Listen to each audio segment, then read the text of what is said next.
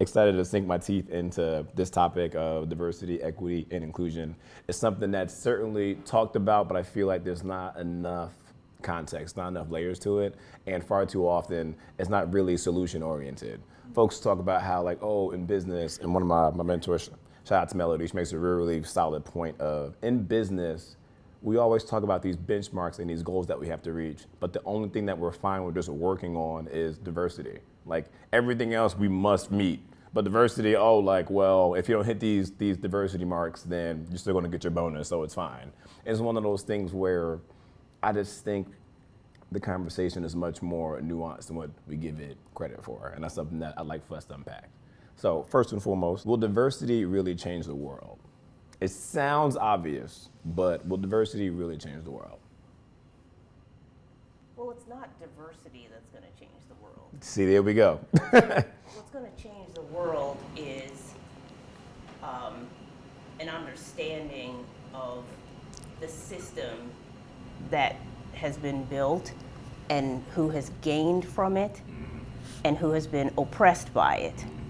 And once all parties recognize that that system is in place and is designed for some to win and for some to lose, and is kind of supported in many different ways, then it opens a conversation for why everyone deserves to be there. Yes.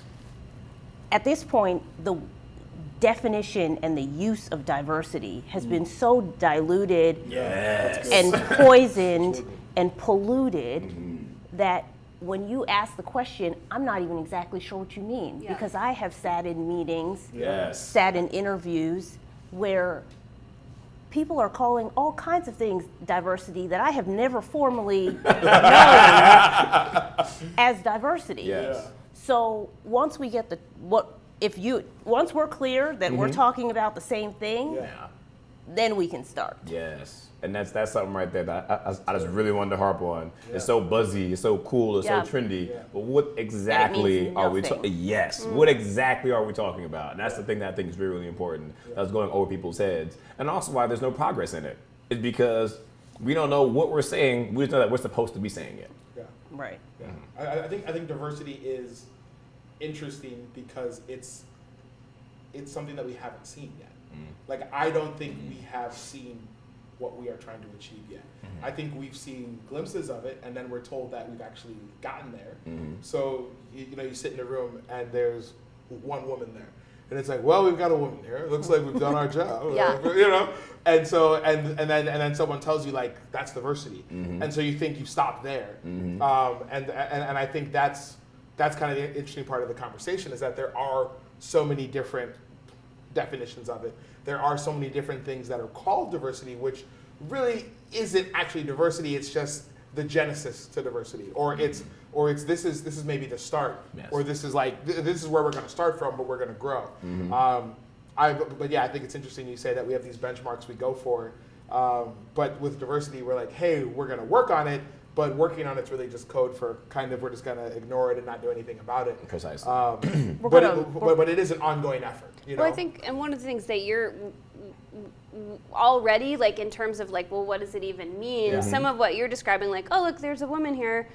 Tick that box. Is that like that's not diversity, that's representation. And that's a whole nother question to tackle. Like what do we mean by representation? What's the value of representation?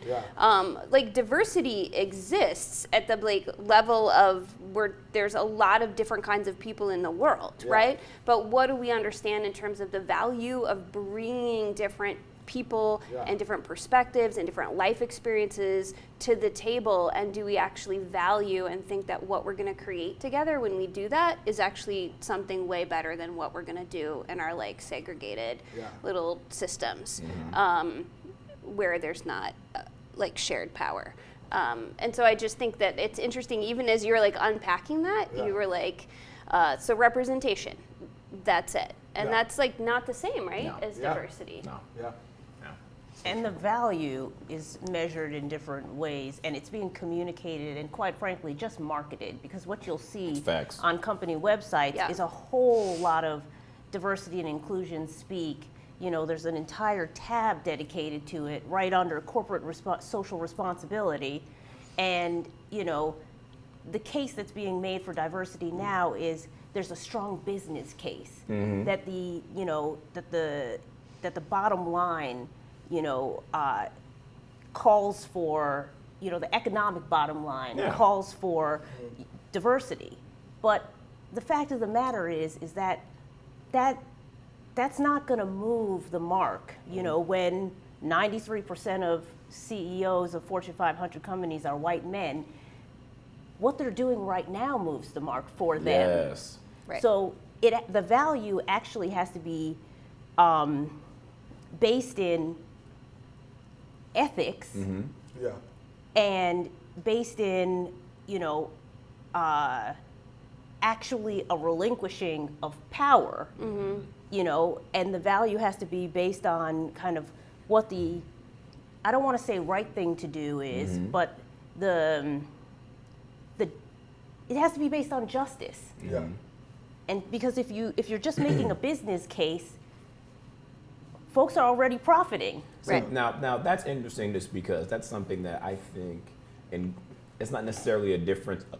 It's not necessarily a difference of opinion. You're right. They're already caked up. They don't really feel if I add one more black person to the board, that's not going to make our profit shares skyrocket. I get that.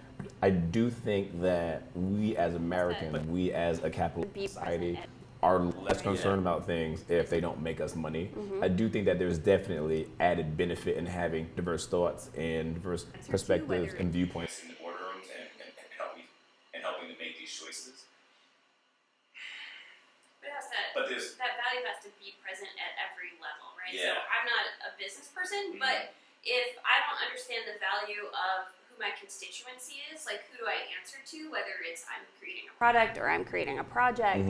If I only value the one particular people group and it's a dominant white culture, and then that's who I think that I'm speaking to, then I'm going to gather only white people to answer the problem, right, that I'm trying to solve for. And so it's I think this notion that we can solve it in one of our spaces, if we just have a percentage of diversity of hiring across the board, then where do we see people of color and queer folk and women getting hired?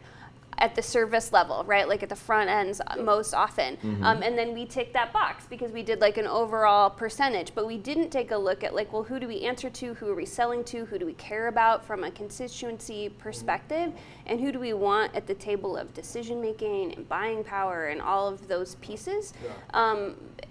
And so then it's cyclical, right? Because we're oh, well, only white folks buy our products, so that's all we have to worry about. And then that just reinvents that wheel or that cycle again, right? Instead of and we never examine the underlying white supremacist notions of why we would only consider one part, a shrinking part of the population, as our most important constituency. And we're not going to ask those questions if the people designing the system are all white, right?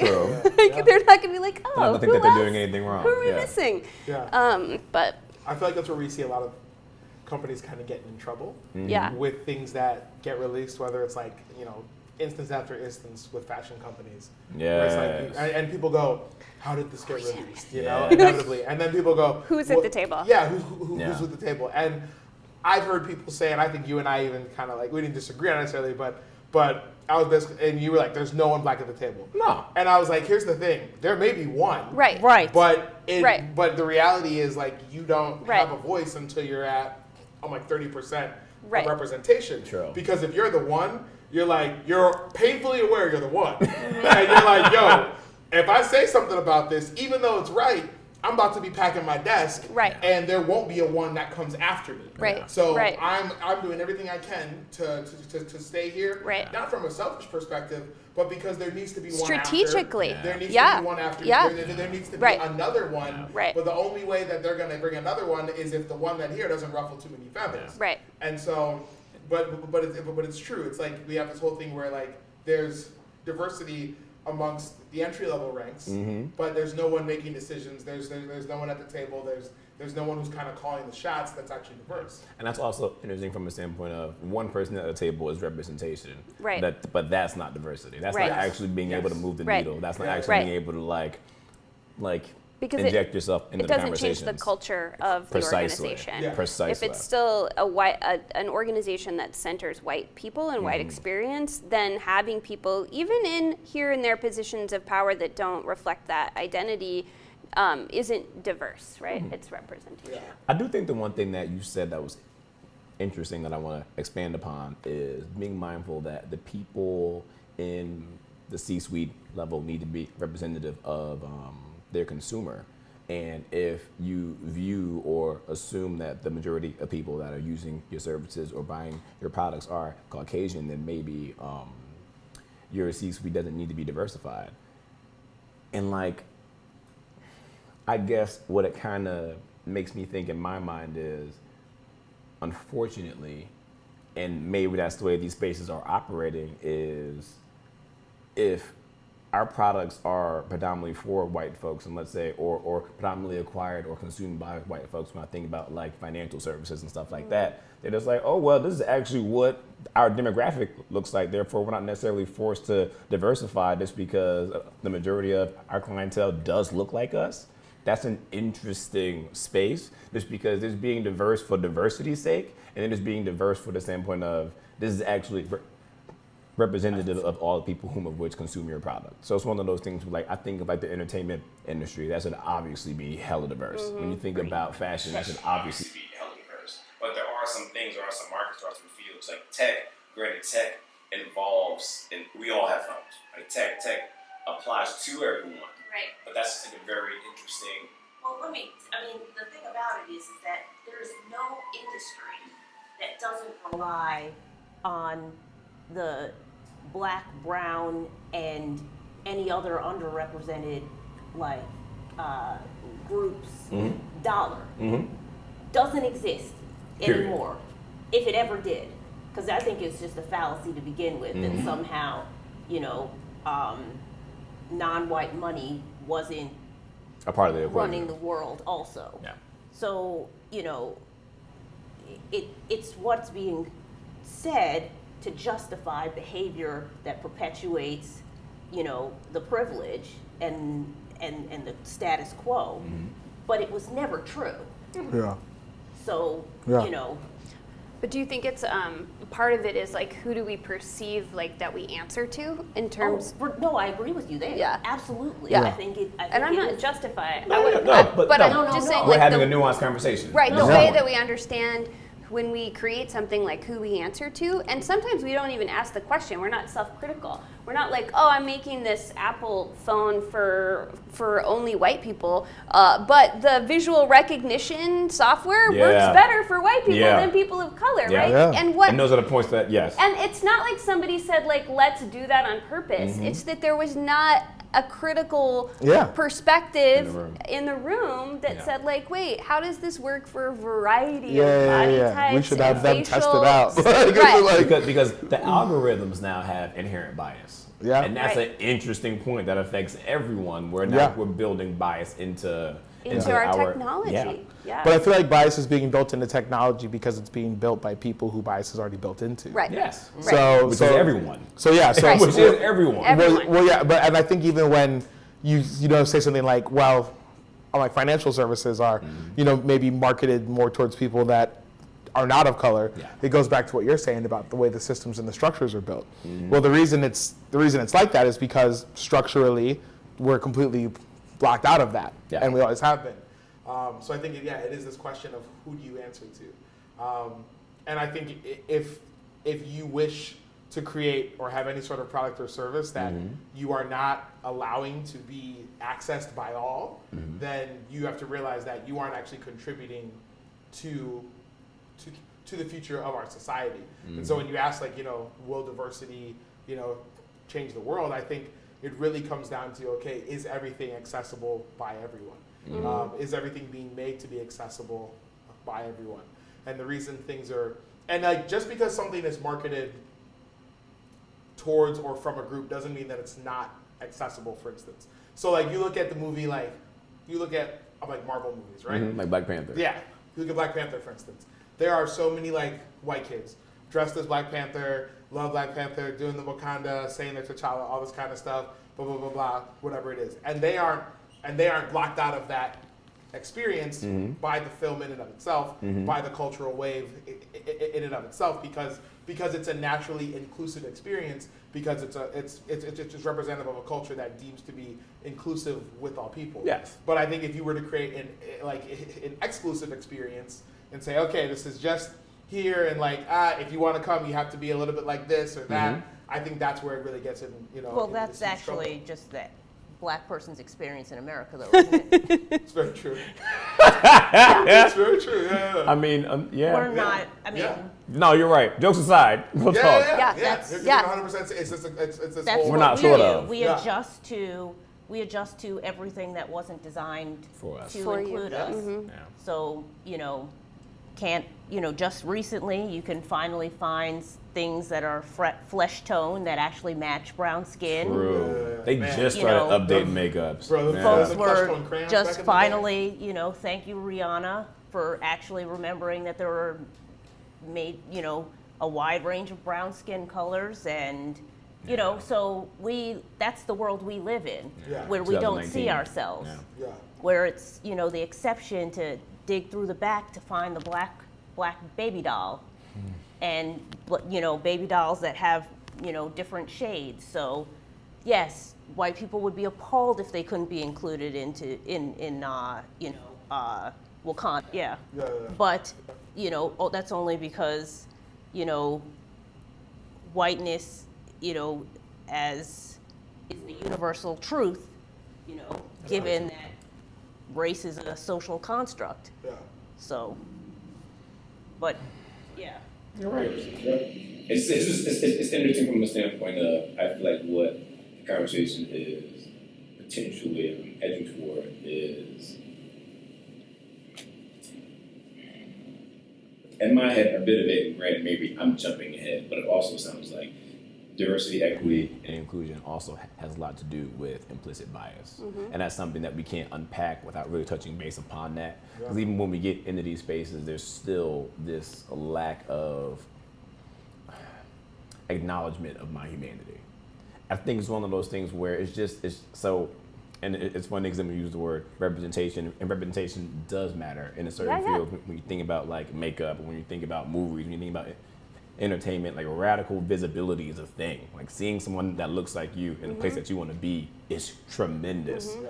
But at the same time, it's just a much more nuanced conversation.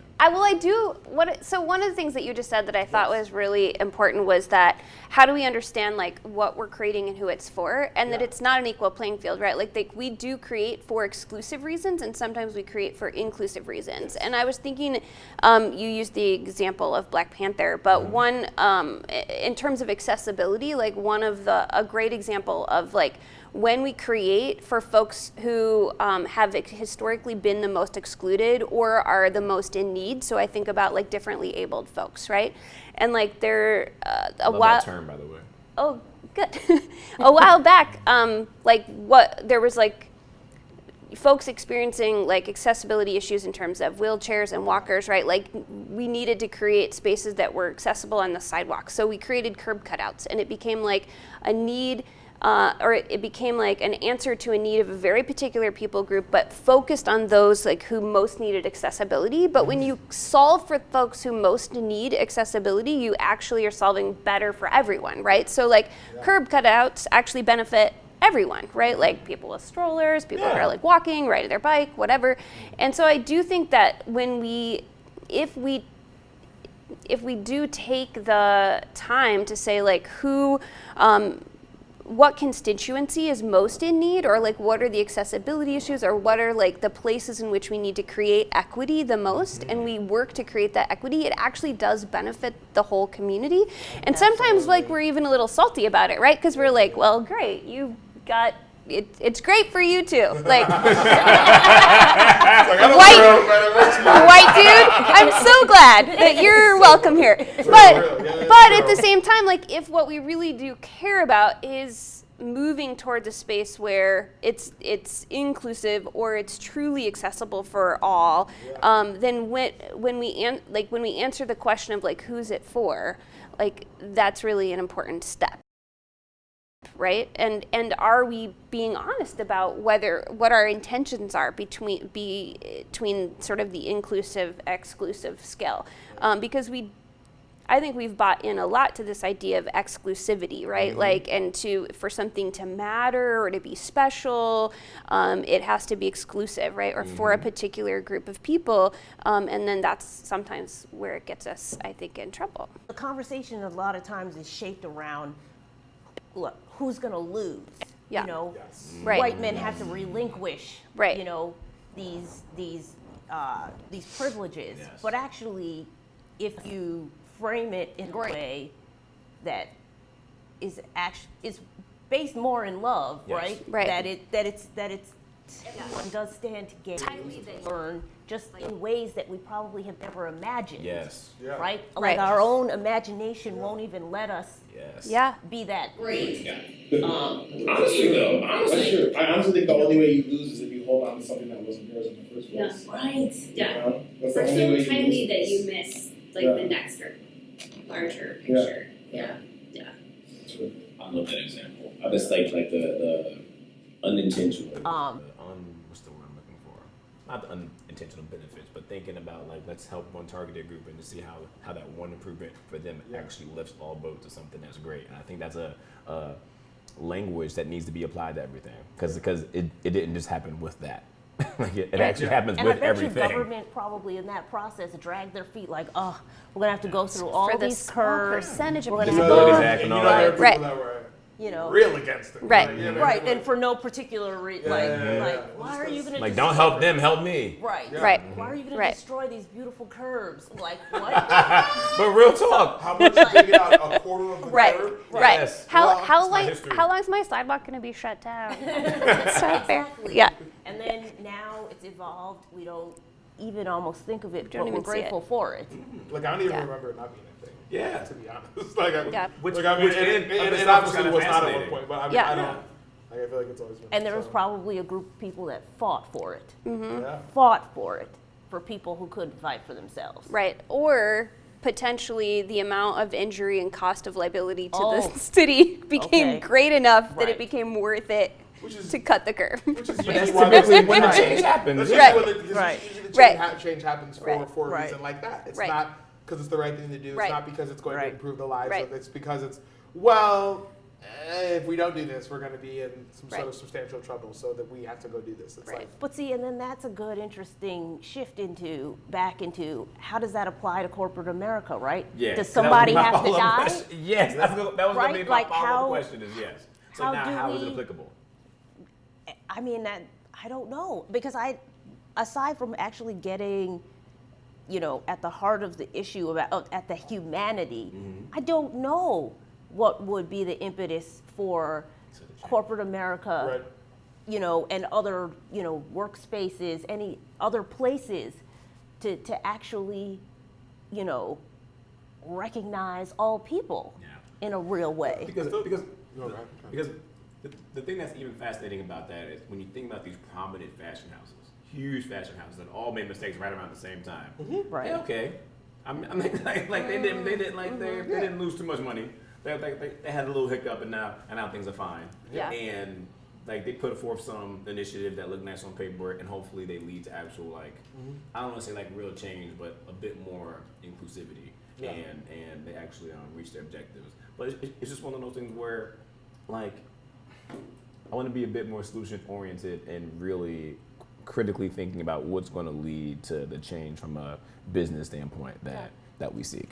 Because if like does somebody have to die? Like does somebody have to be? I mean, people have like, already died. strictly Right, that's already also happening. true? Yeah. Does somebody have to be like just straight, super intentional about being minority and POC and women based and just have them flourish in a way where folks are just like, oh, we're really like, it reminds me of whenever I go out to get a drink, and that's not often, but if I do, and I'm getting vodka, I'm always like, y'all got some rock? You know, I'm always really, really intentional to be mindful that I'm putting my money toward Black businesses. Is that going to be a thing where like Fear God just does so well because that's Jerry Lorenzo's thing, or Off-White does so well because that's Virgil's thing? Like, what's going to be the thing that's going to force the pivot? Well, I think part of it is like standard.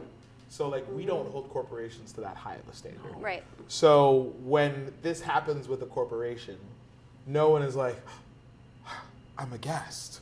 I can't believe. You know what I mean? Like the reality is like, yes, there's like what we have as fake outrage right now, right? Yes. Which is where like we saw big time during the election. People are like, I can't believe they said that, and it's like, yeah, you can because your uncle said it last week and you didn't say anything then, but you're pretending to, but you're tweeting an outrage now, like this is not who we are, like this is not, you know what I mean? So like, yeah, there's fake outrage, but the real outrage is this is a corporation and I don't really care about any of their moral stances because I'm gonna buy their clothes no matter what. So I do think the only way, it's weird because it's a bit of a dilemma for me because I want it to be from the ethical, the humanity, from the moral standpoint, but then I also live in America, right? And I look at every right, and I look at every time change has happened, right? And it's never been because of ethical, moral. Like slaves weren't freed because of morals. We weren't able to vote. None of us are able to vote because of morals and ethics. Like it's always been some sort of like catalyst that was like, hey, if you don't do this, you about to be completely in some like. If you're working as well, you gonna lose this war. You aren't gonna get this political office. You aren't gonna get this group of people to back you, et cetera, et cetera. So I think it becomes something where I want it to be for the right reasons, but I know that's unfortunately not. It's not a thing, right? But I think it can be a both and in the sense of like if you're working for change, you can be clear on like how and the why of like for yourself, and you can in like the organizing world, right? Like you have like the like. Hopefully you have real clarity on like your values and like why you're working for change, but you also do the work of figuring out what the self-interest is of all like possible players, right?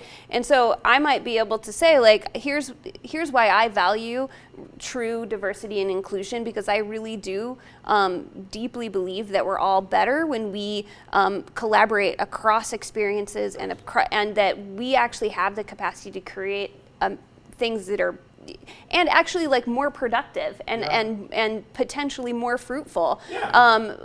And you might not believe that yet, and so I'm going to dig into like, well, what's your self-interest here? And if I can make a case for better profits, or if I can make a case for a increased sense of community in the workplace that you might not value but might mean better profits, right? Like, how do I keep bringing it back to the thing, like, if, and that I can prove that like here are some things, like I'm coming about it sort of from the side. No, I think that's this is a real, this is the point. But I think what it requires is that, I mean, at least for people of color, I think it requires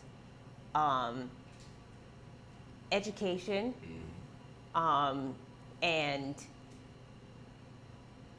actually willing to move outside of comforts. You know, I think there's, and I'm not going to go old school. I'm going to pivot with that a little bit, Sure. just because I think, especially when it comes to people of color, it's not about moving outside of comfort. It's about being, or choosing to get even more uncomfortable. Okay, being more uncomfortable, being, I struggle sometimes because I enjoy pop culture, but at the same time, I read a fair amount. So I'm not getting all of my knowledge from Instagram or, where Social media. Yes, but these blogs that pop up, anything that happens, you get your opinion from someone that wrote an article 5 minutes after it happened.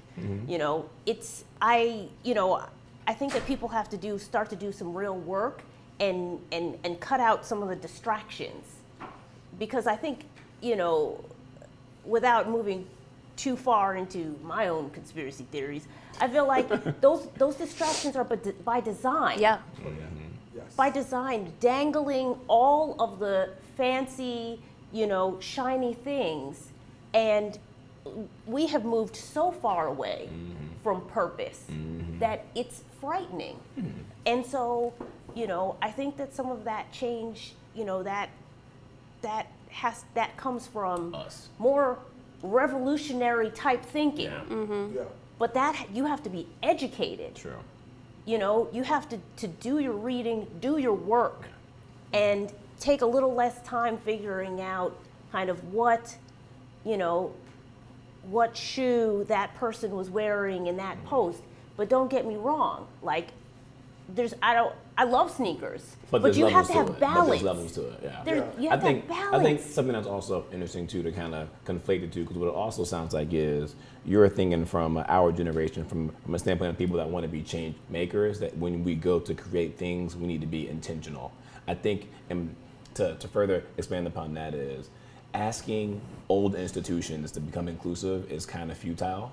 Let's create new institutions that are inclusive within our own vision, within like it's our scope, it's our lens, and therefore that requires us to read, that requires us to be informed, that requires us to do the work, that requires us to choose to get even more uncomfortable in order for us to bring about the life it is that we wish to see. And I think that's the real conversation is instead of asking old folks to change bad ways, just realistically, because it's not. I agree. It's not going to happen. And I also think like I have billions of dollars. Yeah. I'm not doing anything I don't like. I'm not doing. I'm not stretching for you. Yeah. Like what I look like, But without that intention, and awareness, we will just perpetuate old systems. Like 100%. creating something new without any critical thinking or analysis just means like perpetuating the same. Yeah. You create something old, essentially. Right. And you think it's and you think it's new because it has a young face on it. Right. And I agree. I think there has to be a look at, okay, what doesn't work about this? What's not okay about this? What doesn't align with the values of not just the society we live, but the society that we hope to live in. Yes. And I honestly, think you see that. Like, I think you see that with companies. I think whether it's shoe companies that are going to donate a pair of shoes, or glasses companies that donate glass. You know what I mean? Like, which seems so small, but you see that they become giant industries because at the end of the day, if you go, hey, if you buy this product, it's actually changing the world in some way. And you look at our generation, everybody in the millennial generation wants to change the world. Everyone wants to be significant. Yes. Everyone wants to be, and like even when it comes to fame, like the actual reason for fame is so different than what people believe. People think it's just fame to be money and be seen. People want to be famous because it gives them influence, and they want influence because they want to change the world. No one wants to be famous just for the arbitrary purpose of having fame in terms of the younger generation. Now, of course, there are some, but I'm about to say there's a lot of folks that just want. I saw both y'all like listen up with your belief in the younger generation. There's a lot of folks that don't want to do nothing. across generation. Across generation. Yes, correct. But I will say a large portion have this idea that like in order to be influential, you have to be famous, right? There's people all the time where it's like, okay, well, I just want to get more followers so that my voice matters, et cetera, et cetera. But I think this idea of starting something, and I honestly think that's something that I've even been learning more of, is as opposed to arguing with the old guard and saying that I need to crash this establishment, I need you to change, I need you to do whatever. What if we just create something that's completely different and that can become so powerful that it eventually overtakes it? Now there's crazy amount of barriers, crazy amount of things in place that can prevent that, but that's something that is possible too. That I feel like that's something I've been thinking about even more of, just what if we got together and we just created something that eventually completely overrode that which oppresses. It changed the whole game. I appreciate that level of optimism. I know, like you're so hopeful. But and it's beautiful, and because I know I'm older than you, so it's beautiful. But I think the one thing is you see young people innovating, right? But the problem is, or the challenge is that it's still excluding marginalized groups, because you can look at the tech industry it's a lot of young people, right? Ooh. But it's super white. Yeah. And they're having a huge problem with being inclusive. Yeah. So it's not so much a generational thing, you know. And then you also have this idea of like change makers, right? You know, okay, you have the platform, right, which we see all the time. You know, a younger person has the platform, and in the words of my Jamaican mother, they talk pure nonsense. They have the life experience. What are you? Because you have not done the work. Yeah, no life experience. So you're changing what? Other than just having, you know, having your time in the spotlight. So the thing that's interesting to kind of like, because you're right, but there's also things that the young people are doing from a standpoint of what they did at Parkland. Yeah, like what? I think March for Our Lives is like they got gun laws changed in Florida Right. in a month. Oh, They- just talk to me, I'm sorry. They got gun laws changed in Florida in a month. I mean, we're so old and not so old that I wouldn't even thought to try that just because I'm like, nah, like that's Okay, just so not gonna happen. so young white people, Yeah. young white kids For the most got part. I mean, that little guns. black girl was. I know there's she was some on the diversity stage. up in there. She was Probably on diverse. the stage. She got Yes, I'm- the 11-year-old. Yes, Yeah. no, that's right. But everyone wouldn't have been heard that same way because Very true. because young black kids have cried out too. All the time. Exactly. So that's where I'm having issues with it. Is that yes, I see the potential for change, but I guess That's not for everybody. Still. But I also, I mean, here's the thing. I agree with what you're saying. I changed in my society when using the rules in order to change the society we're in. I think at times you have to work within the society that we're in to get to a point where we can change it, right? And I think there's multiple ways to change it. I think we can change it by creating something completely different. I think you can change it by building something, using the rules of society and then gaining influence and changing that. And I think because of the world we're in, the black and brown kids that cried out for that before were not heard. But because we live in a world where when it happens to white kids, it literally shuts down like the whole news cycle. They did something with that. And from the things that I did see and hear in that, there was at least an acknowledgement of that reality from some of them. Not all of them, but from some of them, there definitely was an acknowledgement of that. And so I think, and this is something I struggle with all the time, is what kind of progress do I want? Do I want pure progress for the right reasons, in the right way, in the right time? Or do I want kind of this like dirty progress where, I don't like that it had to happen this way because it's still problematic, But it still happened. but it's progress and it happened and we can build better from there than we could have before we got there possibly. And if we're being honest about that, in America, all of our progress is that dirty progress. It's not that clear. It's not that clean cut. Hey, we were wrong. Here you go. Because we still don't even reconcile all the trash things that we did back in the day. So what dirty progress looks like is that we're subject now to our civil rights being rolled back, and you know that law, the gun laws did pass after Stone McDouglas, but at the same time they just passed a law in Florida where teachers can have guns in the classroom. Yeah. That happened last week. Yeah. So, and who's going to kill kids in a classroom? Or what kids are going to get killed in a classroom? Yeah. We already know the answer to that. Right. So, dirty progress is... Yeah. Well, I also don't know that like it's as binary as that, right? No, What I do think there was some work, like tiny like acknowledgement in some circles around the reality that the Parkland kids got so much traction, and there was some conversation and collaborative effort, and the question is like, will we see the potential of that and continue to build coalitions for change, and will we take these multi-pronged approaches, because it's not just build something new and leave the old guard behind, because like that's where all the resources are, right? Like, or many of them. And so how do we build a new thing and infiltrate the existing systems. You have to do that. And a lot of it is about like having a really clear analysis and understanding that our work is all connected.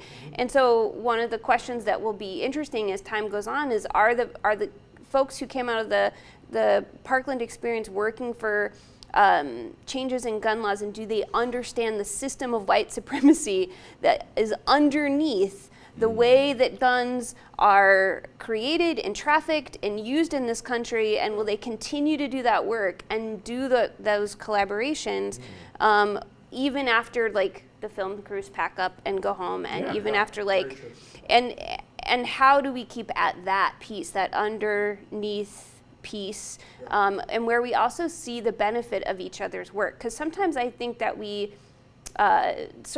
get divided and conquered in our work for all change, the time. right? And so maybe I'm called to be on the front end, and I'm going to do this new thing, and I'm like, no, man, I got to be back here, like overthrowing the president of my company, and like you're a sellout, Instead of being like, okay, how about I work over here and you do this, and we're going to come back around, right? But like, our culture has created this Hunger Games system where we always see each other as competition, or we see our work in conflict, instead of seeing the ways that it's got to be collaborative and to school each other, not call out to be mean or shameful, but for folks who are paying attention to the dynamics, to say to the Parkland kids, sit down a minute, let's have a conversation. Yes, you've experienced trauma. Yes, this is like really hard and horrible, and you're doing really amazing work.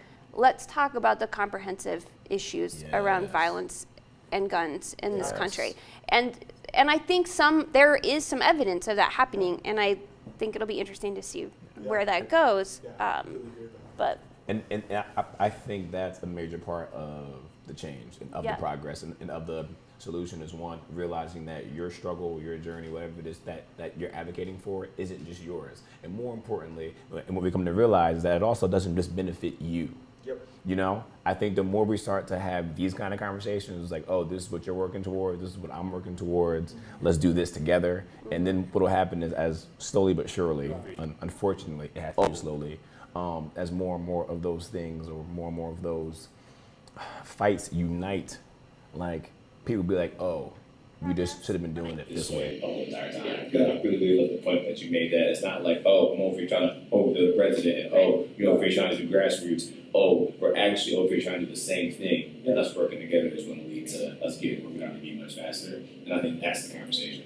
And I think that's messy progress, but I do think that I think you might have just coined the term "dirty progress." No, but I mean, like, it just happened here in this space, and I think that's worth stopping and thinking about too, though, right? Like, there's always sacrifices for making change, and for folks who have the most to lose, particularly Black and brown folks, queer folks who Black trans women, right? The sacrifice for any amount of progress that they're making is greater, like much greater for them, right? And so to just acknowledge that truth, right? That it does feel like dirty progress, because I'm bleeding here, and other people don't have to bleed right now for this progress to be made. And so I think that is just an important thing to acknowledge, that even if we're looking for solutions, to understand that, like,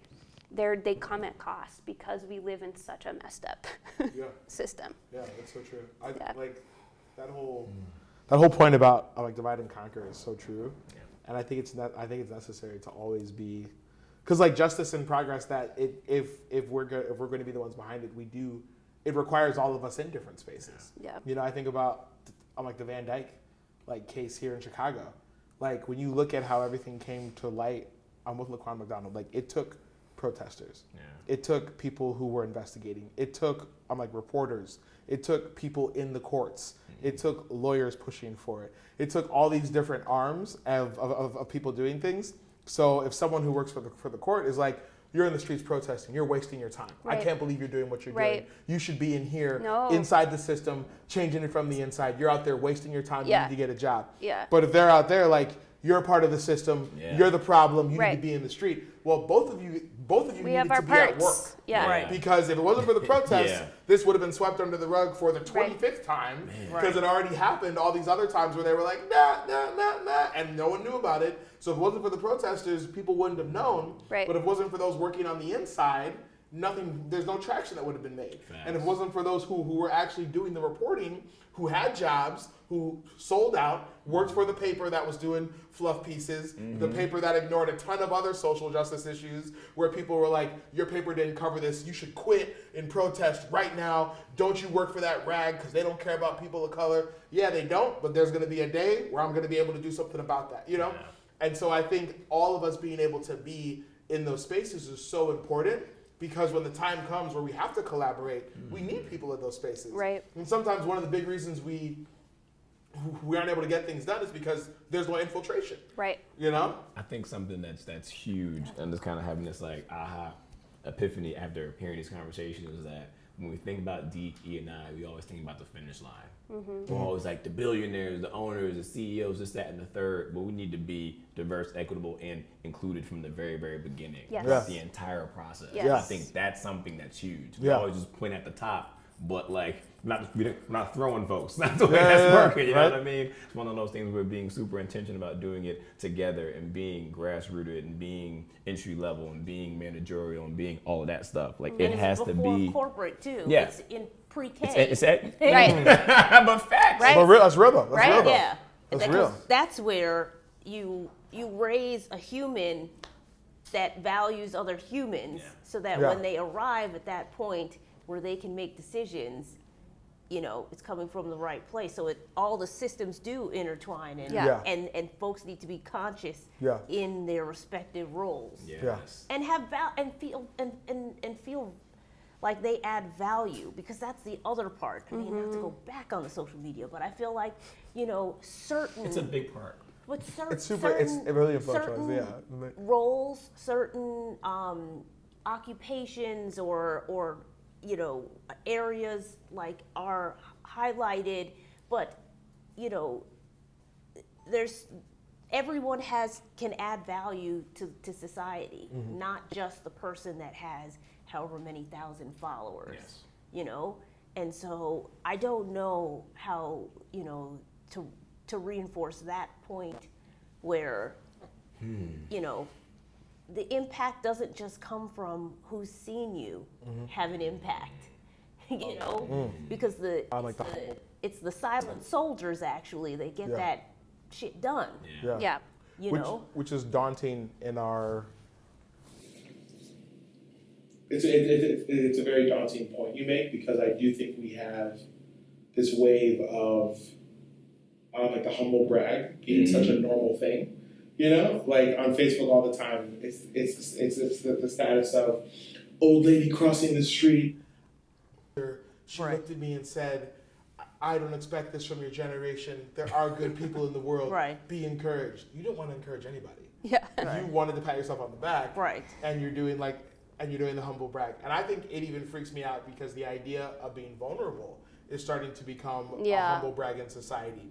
Someone posts on Instagram and they're like, yo, vulnerability alert, real post alert, truth alert, messy life alert. And it's like, I woke up today and I'm just like, okay, but like, are you really trying to share your imperfections? Are you really trying to share your story? Or is that trending right now? Yeah, or it's like, yo, it's super in to be vulnerable. Everyone on social media has it together. Yo, share your flaws. And so now you're just doing it as part of, like, you know what I mean? It's making me sad because it's true. It's like, you know what I mean? So what are we gonna do? And here's the thing, like, come through with the sirens, they be like. Not everyone that does it for that reason. But I do think we have to be super aware of, like, waves. We have to be aware of trends, and we have to be aware, like, we started this off by saying diversity is in right now. Like, diversity is hot right now, and it's not even real diversity that's hot. It's just talking about it. Because diversity, it's just like, exactly. It's just like you know what's popular? Having the conversation. That's popular because it's easy. And actually, having the conversation light. Oh yeah, like it's real, you're not drinking lemonade. You're drinking Crystal Light. Yeah. You're not actually having the conversation. You're dancing around some terms. And you're like, I sat down and I listened to your experience. I'm like, I'm not going to change anything I do. I'm not going to believe that it's real. It's just your experience. I'm not going to talk to anyone in my life. I'm not going to vote different. Doesn't matter. But I listen to your experience. And it's like, oh, okay, but like we're still at odds because you're still supporting things that perpetuate this experience, and it's not an experience, it's reality. Right. You know what I mean? And I think that's, I was saying this the other day, I was like, it's so dangerous sometimes when we talk about, sit down and listen to someone else's experience. It's like, yo, it's not an experience, it's the real world. And when we categorize it as, oh, this is your experience, right. I go, okay, that's your experience, this is my experience. My experience is that your experience is BS. So these experiences weigh the same amount and are just as valid, and they're not, because like there's reality and then there's not, And I think sometimes with this whole thing, with this whole world of diversity that we're talking about, I think sometimes we step in this like kind of pseudo reality, and the folks that are pushing for diversity are also the same folks that weren't pushing for diversity, and it's just kind of hot. So people are creating what diversity is, and they're creating this super comfortable. Let's talk about some really base level things of the world. And once we do that, we pat ourselves on the back, throw out some arbitrary stats, and then we're good. And it's like, whoa, there's way more to be done. Right, because there's no deep impact, and Yeah. we didn't set any sort of accountability structure at the beginning to say, like, we're going to actually change the culture of our organization, or we're going to like do this in a way that we can measure for impact. Like, and what happens if you don't? right. Oh, like Fortune 500 companies on a whole aren't even releasing their diversity metrics or their, statistics at all. So there is absolutely no accountability. Yeah. And I guess like once again, listening to everyone's perspective, just trying to circle back to how to be like solution oriented in this. Not that we can't hold them accountable, but if all the Fortune 500 companies are like unionized in that way, and they're like, oh, like let's just really just keep talking about it but not doing anything about it. It's one of those things of like asking old folks to change lucrative ways is futile. But I do think what you said, the solution is multi-pronged. 100%. So I'm not saying yes. Yeah. Correct. Well, no, and I understand what you're saying 100%. Yes. I think there is a nature of that is, okay, if that's the be all end all where we put all of our energy, this may not be the move. But I do think it's super important to have the multi-pronged approach of, hey, you're going to go ahead and work for this company that probably doesn't really care, and you're going to go ahead and work your way up the best you can, and you might be the one to actually break the ceiling, and you might be the one to actually get a seat at a table in that company. And then from there, you're able to create change, And I think that's something that isn't as celebrated as someone who goes, I got offered by a big company. I said no and now I started my own thing. Both are equally important because the reality is you're changing something from the inside. Yeah. And you're creating a path for people who come after you to, at the very least, not have the experience of being the only one, which is not a small thing. Even because if you go, even if there's just one other, like it matters. It's like spidey sense.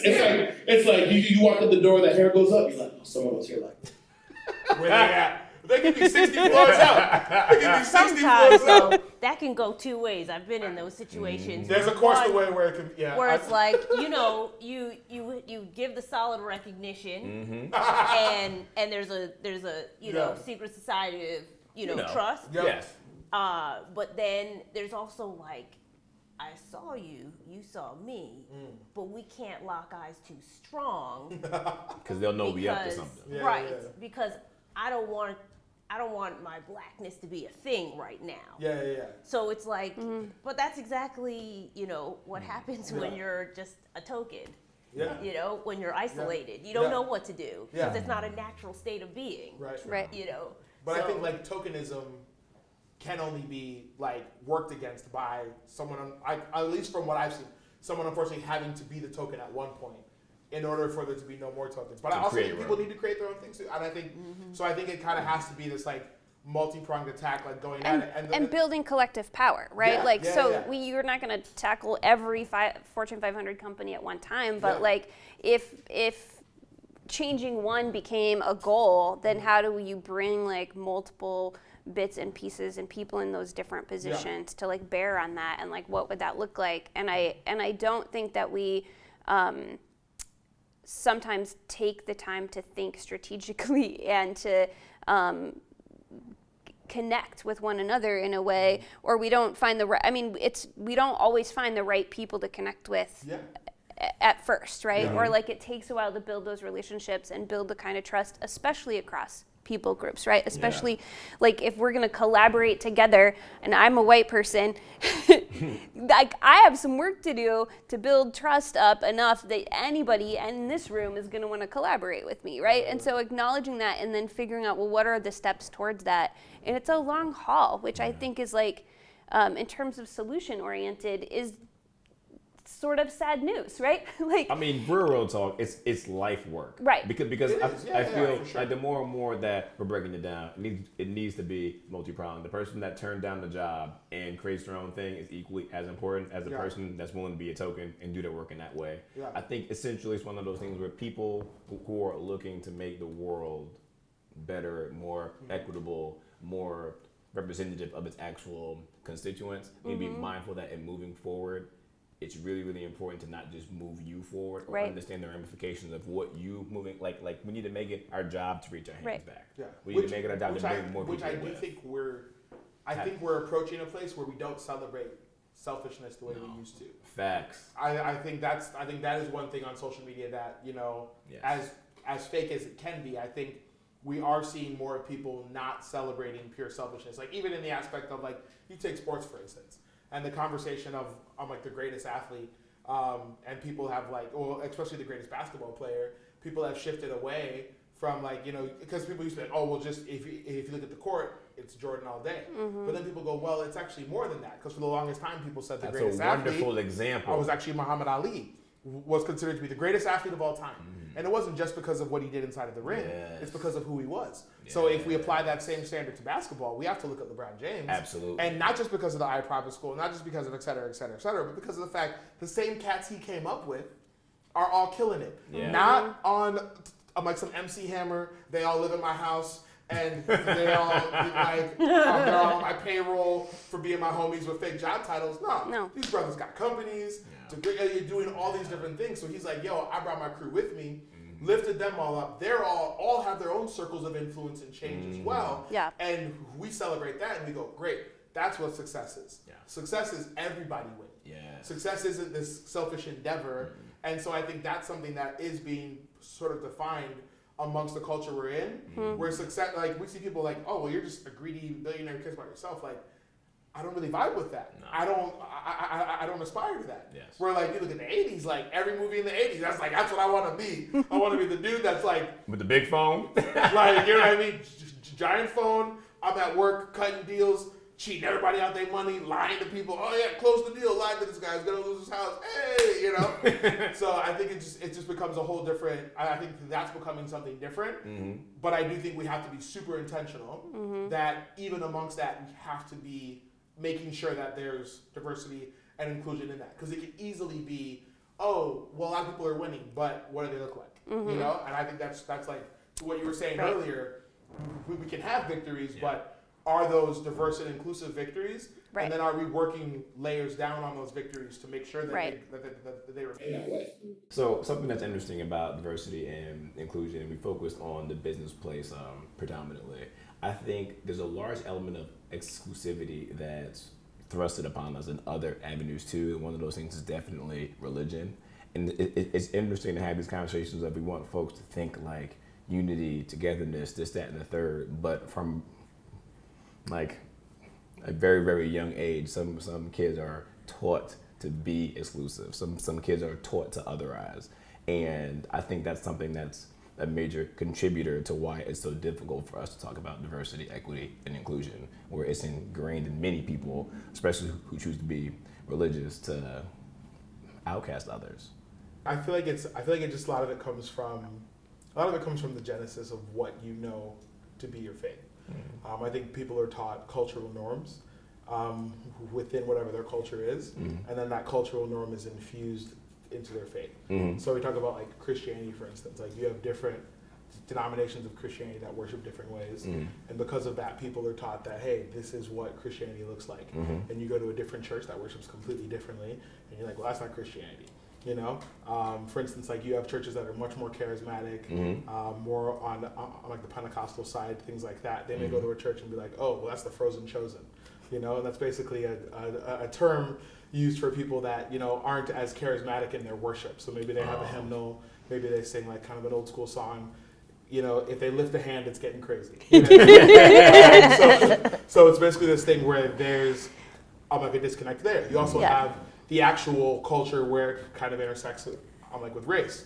So it's like, hey, if you're a Christian, like this is how you dress. These are the things you consume. This is what your worship sounds like. And then you may go somewhere else where it's like, okay, well, you know, why is everyone wearing hats in this church? You know, why did they have someone come out and rap during that song? Because like God isn't pleased with that, right? And so I think you have a lot of cultural norms that are infused within faith, and people taught their cultural norms into their faith and make them one and the same. And then they judge the faith of others through that cultural norm and say, well, there's no way that you can serve the same end that I do because my cultural norm says that you're not included in this.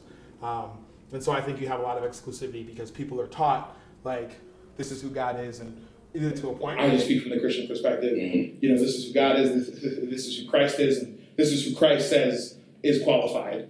And therefore, anyone who's like this is qualified and is obviously following him. Anyone who else is completely outside of his will. And that's just where people get to a point where they don't. And like, obviously, if you're raised that way and you're kind of inundated that way, it becomes hard for you to break and hard for you to understand anything else. And the religious text, I feel like, is used as like the regulatory document to reinforce whatever, you know, maybe it's the cultural, maybe it's the, you know, that particular practices, you know, beliefs to, you know, repress people or, you know, oppress people or the like, control, essentially. Yes. So.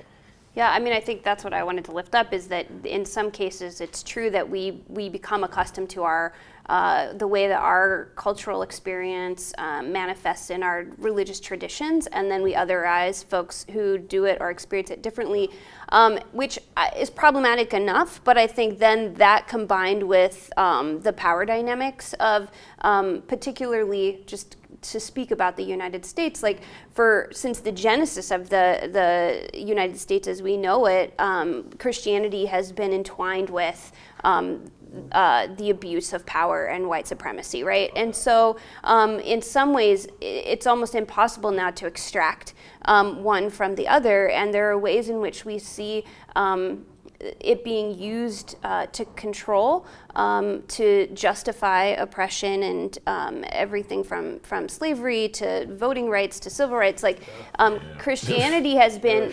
interracial marriage and now queer marriage, right? Like, and I think that what's unfortunate is it's a subversion of our traditions and it's an abuse of our traditions and our texts, and we see it happen in different times in history in different cultures, but by and large Christianity has been used as a weapon in a source of control in this country. And so as a religious person, then like for me I can only feel compelled to do the deconstruction work of that, right, and to ask those hard questions and to hold my particular corner of the church accountable to that. But I think that it doesn't surprise me necessarily that those ugly pieces turn up in the church, because they turn up across our society, right? And like they're infused into all of our systems. And so one of the for me in particular, the questions within our faith traditions, and I'm Christian too, so within my tradition is, can I mine my tradition for an alternative narrative? Can I say like, actually that isn't the story, right? And can I do the homework to be able to say the true story of the tradition is one that celebrates diversity? Like even when we read the stories as mythological stories of how we came into being, they're beautiful stories of diversity, and we've canceled that, right? And we've subverted that, and we've sort of ruined it. And so the question is, can we deconstruct enough and do the reclamation work to make those stories not only worth it, but actually a source of an alternative story that gives us a sense of value, and that gives us a sense of groundedness, and that gives us a sense of purpose, of if we really do care about the soul and spirit of one another in whatever tradition or not that's grounded in, then how does our particular religious identity feed that wholeness or feed that celebration? And that really is significant resistance work, right? Yeah. And significant disruption work, because it's that both and, because I have to do it on the inside and I'm offering it as an alternative narrative to the world. And so that's really bold, right? Because I'm like, it's broken. I'm not pretending that I've got it's fixed over here in the church. It's broken, and we're working on it. And here's a perspective that might offer some value, right? Or that might give us some direction. Yeah. But y'all might want to show up to Shauna's Sunday service. I know you and I were talking is what I'm able to just like this whole idea of like the reality. Anywhere you have humans, it's going to be imperfect, But I think people that understand the word, if you understand it, you can't use it to oppress. True. Because if you look at it, like, especially, once again, just strictly in the Christian vein is what I'm able to speak exclusively from, like, you look at the Pharisees, who were the religious leaders of the day, and they were doing all sorts of things that were meant in the vein of like religion. Christ comes and says, well, religion is out the door. There's like these laws are not what's important. It's about having a relationship. Right. And then people come and they still go, well, I'm going to use this book to talk about religion and laws. And in the book, in and of itself, it says religion and laws is not what this is about. Right. This is about a relationship. This is about being able to understand that. And then, you look at it and like there's this like complete battering in the book. Keeps coming and not saying like throw it out, but like you're doing it wrong. Yeah, like exactly. If you're using it to build a fence or a wall or then you're doing it wrong. Like this should be creating an opening, an expansion, a sense of wholeness. And if you're using it to divide, conquer, destroy, erase, demolish people, you're doing it wrong. And like if you value these like rules over people, like you're off base. You know what I mean? So but it's one of those things too where essentially, and I'm going to ask y'all to help me to find a way to make this full circle and really kind of like synthesize this from a standpoint of there's so many elements that are involved in the way that we see ourselves and the way that we see each other. And far too many of those elements are divisive. Far too many of these systems are divisive and they're not conducive to us coming together. I was thinking about in the 90s, the big, like, it was pre-diversity, right? It was tolerance. And I look back at that now and I'm like teaching tolerance was like a curriculum that they unrolled in my, I feel like we had like tolerance workshops in my high school or something. And I still remember the posters were like all these different faces and like, what a low bar, right? Yeah. Like, honestly. Tolerance. And so it just makes me think about how we keep coming to this and thinking like, I think sometimes, and the other piece of it that comes up in that is the idea of a melting pot, which is like totally messed up, right? Like we don't want to turn our like world into one colored goo. Like that's disgusting, right? Like, but how do we develop a sense of not like, yes, seeing ourselves in one another. Yes. Like there's a common humanity, there's a common story. There are times that like we're surprised to find our stories in each other's experiences.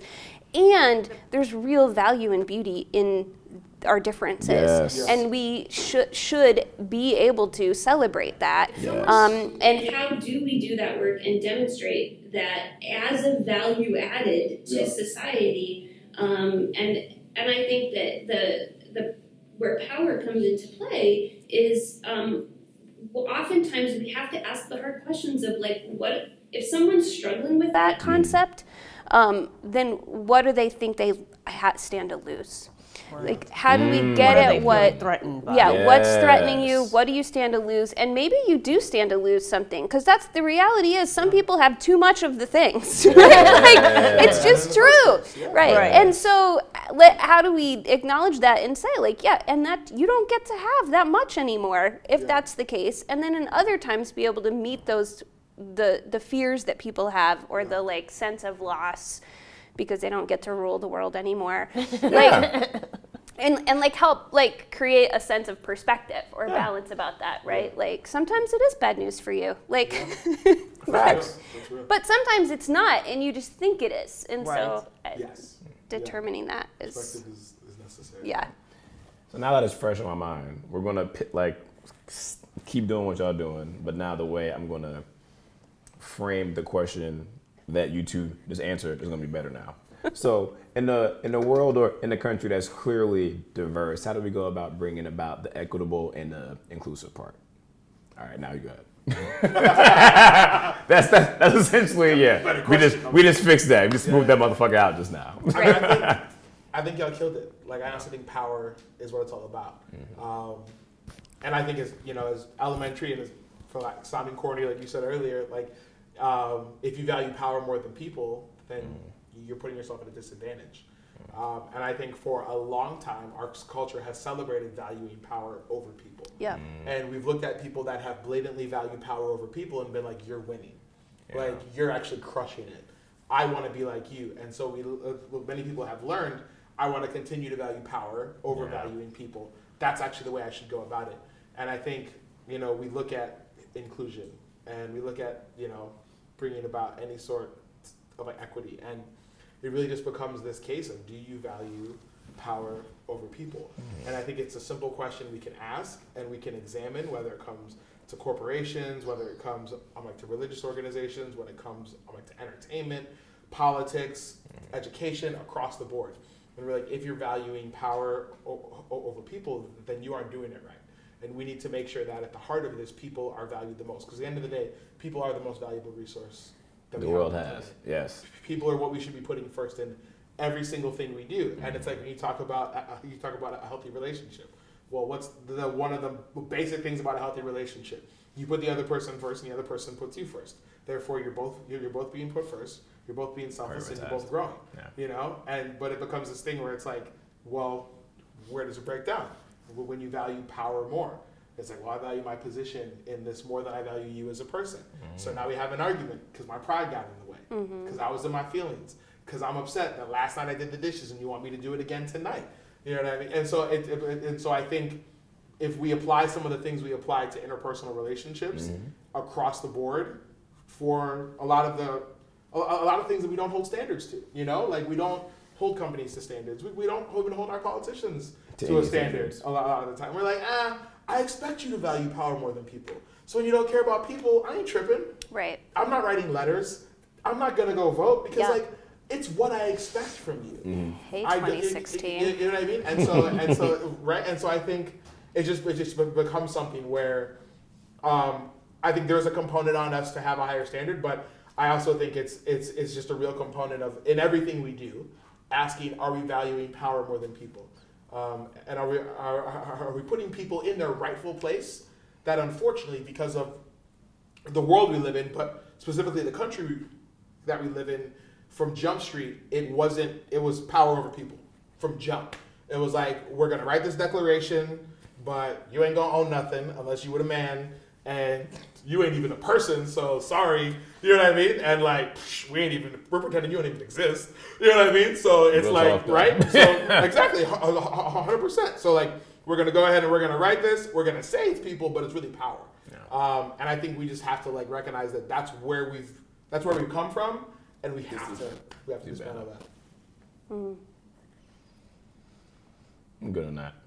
I probably should have a final thought, but I think I killed it. I mean, and like one of those things where it's interesting from a standpoint too, because hearing you say that, it's also, and I mean, there's always nuance because there's systems in place that don't allow us to people that are like in these circles. From a standpoint of when we speak about turning back and like bringing your homies up. Your homies look like you. Y'all was in the same frat. Y'all went to the same school. Yeah. Like parents knew each other. It's that also that lack of exposure the systems are put in place that didn't really allow us to commingle and cohabitate because I wasn't allowed to thrive. I wasn't allowed to win. Yeah. Therefore, everybody looks just like you. Yeah. And that's also a major element and component that goes into it as well. Yeah. But nonetheless, I'm just happy with the basis and the things that we touched upon today that I think will definitely add to the conversation. I also think that any topic, I feel like we always pick topics that are like, they could be like 25 episodes, like 25 2-hour episodes, and I still wouldn't even scratch the surface. Yeah. Because the magnitude of it. So I feel It's, like if it's we, so big. Yeah. Yeah. But that's the point. But yeah, this was fire. That's the you guys point. are amazing. Yeah. I appreciate y'all taking the time out. Yeah.